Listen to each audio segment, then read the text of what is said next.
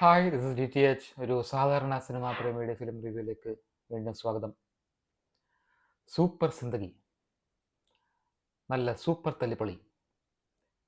ഹോ, ഞാൻ ഇൻ്റർവെൽ ആവാൻ ഇങ്ങനെ കാത്തിരിക്കുകയായിരുന്നു. ഞാൻ ഒരു കാപ്പിയും കുടിച്ചിട്ട് വരാമല്ലോ എന്ന് വിചാരിച്ചിട്ട്. വിൻറ്റേജ് ചെമ്പ്രയുടെ ഡയറക്ഷൻ, ധ്യാൻ ശ്രീനിവാസൻ, പാർവതി നായർ, മുകേഷ്, ജോണി ആൻ്റണി, സുരേഷ് കൃഷ്ണ, ഋതു മന്ത്ര എന്നിവർ അഭിനയിക്കുന്നു. ജോൺ ആൻ്റണി എല്ലാ സിനിമയിലും പോലെ തന്നെ ഈ സിനിമയിലും അതേപോലെ അഭിനയിച്ചിട്ടുണ്ട്. ധ്യാൻ ശ്രീനിവാസനും സ്ഥിരം അഭിനയം ഇതിലും ചെയ്തു വച്ചിട്ടുണ്ട്. മുക്കലും മൂളലും നിറഞ്ഞ ഡയലോഗ് ഡെലിവറി, ശ്വാസം കൊണ്ട് അഭിനയിക്കുന്നത്, ശ്വാസം കൊണ്ടും മുക്കലും മൂളലും കൊണ്ടും അഭിനയിക്കാൻ നോക്കുന്നതായിരിക്കും, വളരെ നാച്ചുറലാക്കി ചെയ്യാൻ നോക്കുന്നതായിരിക്കും. പക്ഷേ എനിക്കത് ഭയങ്കര അരോചകമായിട്ട് തോന്നാറുണ്ട് എപ്പോഴും. മുകേഷ് സാധാരണ ജീവിതം പോലെയൊക്കെ തന്നെ എന്തോ ചെയ്തു വെച്ചിട്ടുണ്ട്. ഇതിലും കൊല്ലംകാരനായിട്ടാണെന്ന് തോന്നുന്നു പറയുന്നത്, അങ്ങനെ എന്തോ പറയുന്നുണ്ടായിരുന്നു എല്ലാവരും. എന്തായാലും അതിലൊന്നും വലിയ കാര്യമില്ല. കഥയുടെ ചുരുക്കം എന്ന് വെച്ചാൽ, ധ്യാൻ ശ്രീനിവാസൻ ഒരു മടിയനായ, സിദ്ധാർത്ഥനാണ് കഥാപാത്രത്തിൻ്റെ പേര്, മടിയനായ ഒരു ചെറുപ്പക്കാരൻ. ഇപ്പോഴത്തെ ജോലിക്കൊന്നും, അതായത് വലിയ വലിയ ആഗ്രഹങ്ങളൊക്കെ ഉള്ളൂ, ചെറിയ ജോലികൾക്ക് പോകത്തില്ല എന്നുള്ള രീതിയിൽ. അപ്പം ചുരുക്കത്തിൽ എളുപ്പ വഴിയിൽ എങ്ങനെ പൈസ ഉണ്ടാക്കാം എന്ന് നോക്കുന്ന ഒരാളാണ്. പുള്ളിക്ക് ഒരു സന്ദർഭത്തിൽ ഒരാൾ കണ്ടുമുട്ടുന്നു, അതിനുശേഷം നടക്കുന്ന സംഭവങ്ങളാണ് കഥ. ഏകദേശം 2 മണിക്കൂർ 40 മിനിറ്റ് പടം ഇങ്ങനെ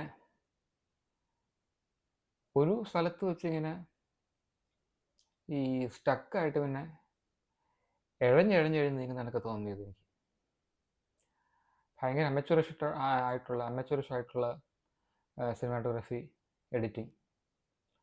ചുമ്മാ ഇങ്ങനെ ഒരു ക്യാമറ എവിടെ കൊണ്ട് വെച്ചിട്ട് മുകേഷും ശ്രീനിവാസനും കൂടെ സംസാരിച്ചുകൊണ്ടേയിരിക്കും.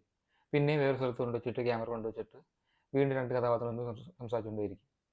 മിക്കപ്പോഴും ധ്യാനും മുകേഷും തന്നെയാണ് ഇങ്ങനെ ഒരു ക്യാമറ ഇങ്ങനെ വെച്ചിട്ട് സംസാരിച്ചുകൊണ്ടേയിരിക്കുന്നത്.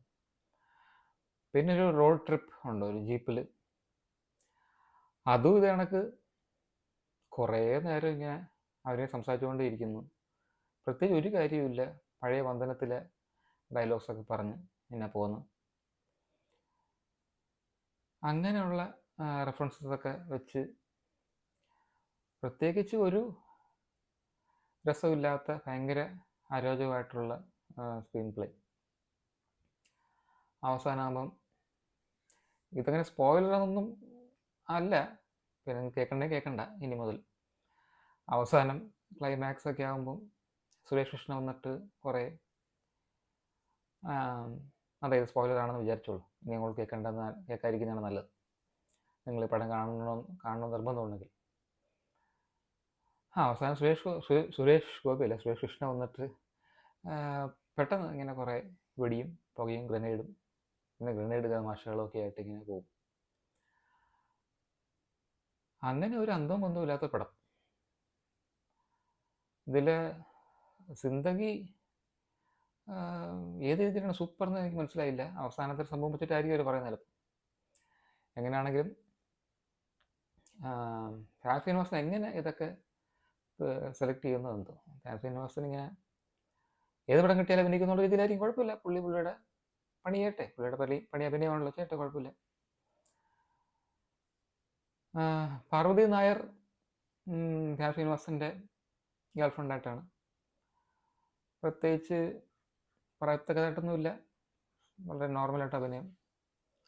ഋതു മന്ത്ര സോഷ്യൽ മീഡിയയിലൊക്കെ ഫേമസ് ആയിട്ടുള്ള ഒരു വ്യക്തിയാണ്. ഋതു മന്ത്ര ജോണി ആൻ്റണിയുടെ അവതരിക്കുന്ന കഥാപാത്രത്തിൻ്റെ, നിജി എന്ന കഥാപാത്രത്തിൻ്റെ റൂംമേറ്റാണ്.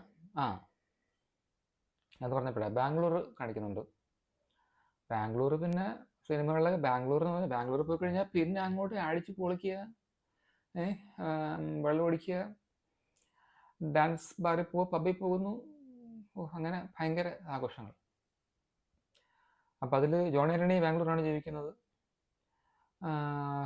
ഋതു മന്ത്രയും വേറെ 2 സ്ത്രീകളും പെണ്ണുങ്ങളും റൂംമേറ്റ്സ് ആണ്.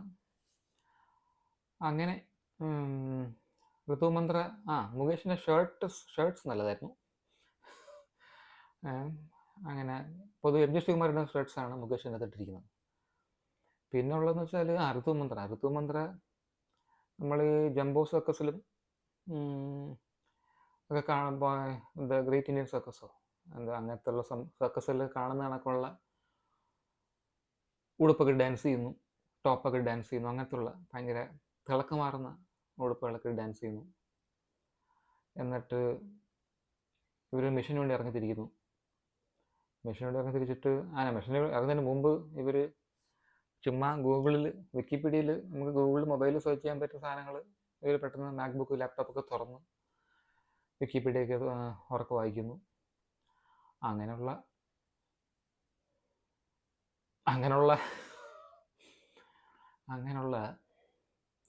അതിമനോഹരമായ സീൻസ്.